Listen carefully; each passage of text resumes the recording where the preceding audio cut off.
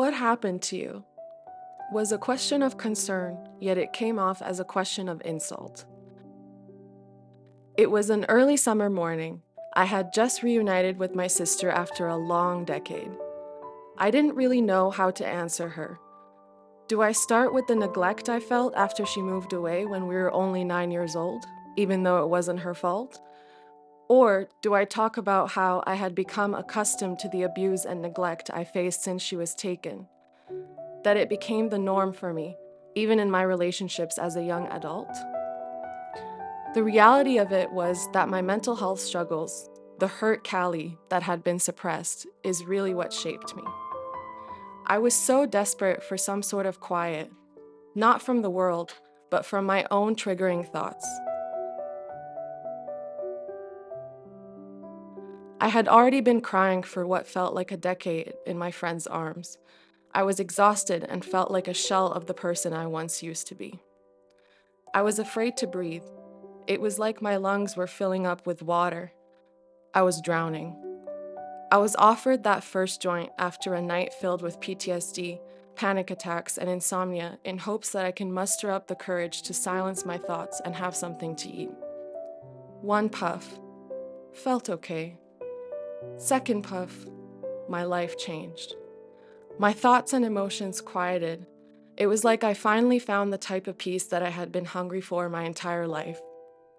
From that moment, I realized I never wanted to lose that peace, even if it meant that I had to live without ever feeling again. After months of using cannabis and just going through the motions, I didn't know who I was anymore or what my purpose in life was. At least I was able to eat and sleep. But I was drowning again. My vision was blurry, a room once filled with laughter empty, a paralyzing feeling setting in my body. Unable to move, speak, or think clearly, I was afraid of the aftermath.